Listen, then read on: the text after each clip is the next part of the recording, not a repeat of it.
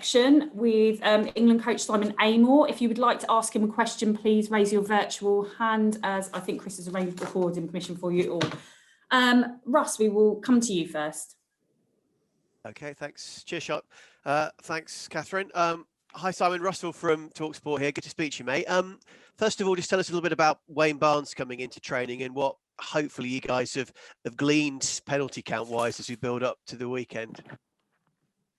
Yeah, hi there, Russell. Well, we've had Wayne in, and we've also had Matthew Carley in as well. So, I mean, we're really fortunate to have two of the best referees in the world, which, I mean, is huge credit to the RFU. But obviously, the opportunity to get two of the best referees in the world in for us this week has been really useful, both in terms of having conversations with the players and on the pitch with our training, getting some proper referees in there to really look at our areas there. And it's been a good experience. It's been good questions from the players. They've been having one-to-one conversations, having team conversations as well. Wayne was very good about explaining how he prepares for a game and what he looks for as well, so we could understand that. So yes, I mean, it's been a real good process. And I guess, unfortunately, then the critical point is then replicating that in a test environment in the dying minutes when everything's on the line and knowing when to perhaps stand away and when to commit and all of those very tough things. Yeah, and that's training is training. You're preparing yourself for the test match, but of course, a test match is a complete different level.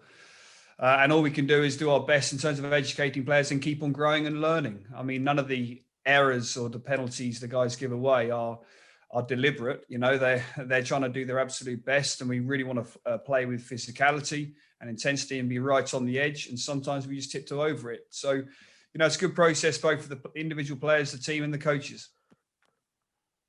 And just finally from me, how tempted are you to maybe, given the fact, sadly, a title is probably beyond England, to ring a few changes, given what you can within your training squad, within your shadow squad, and look at one or two new faces or maybe new ideas?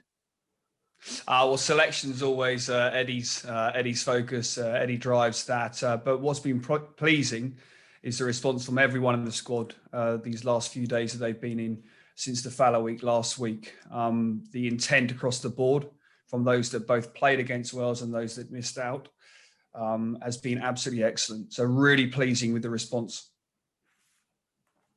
Thank you. Thanks, Russ. Nick Mullins will finish up the live section with you. Thank you. Morning, Simon. Nice to see you. Hey, Nick.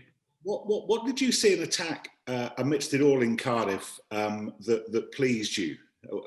Plenty of signs that things were beginning to unfold a little bit more from that perspective.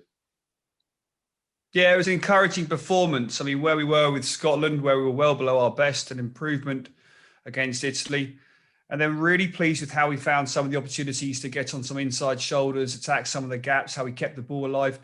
But we got momentum. I mean, that was really good. So we started up front, we got momentum, and the ability for the backs to connect with the forwards was better. We still missed a good couple of opportunities there.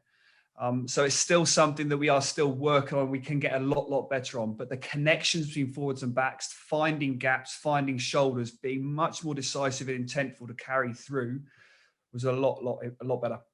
And is it easy to work out why those connections broke down when they did?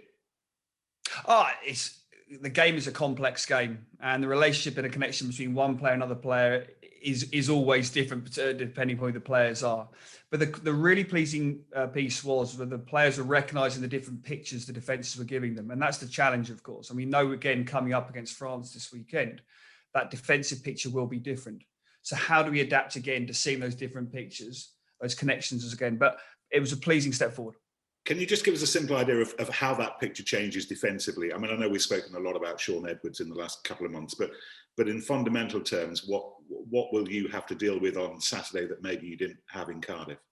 Right, we know that a Sean Edwards defence is generally an aggressive defence that will come off the line. You know that happens around the ruck, but also in terms of their outside backs, they've got some very good, strong defenders there. And you'll see, again, the defenders pushing up quite hard. And that changes the picture quite often for the attack as to what they're seeing. Somebody being softer and dropping off, and the decision you make there, to someone being aggressive and stepping up, and how how that affects the running lines. There are times when they will be doing both of those pictures. So the point for us is, how do we adapt in those moments to understand when they're coming up, when they're going back, and how to exploit them? That's the biggest challenge for us. All right, great stuff. Thanks, Matt. Thanks very much. I think we'll leave the live section of the press conference there. Please, could we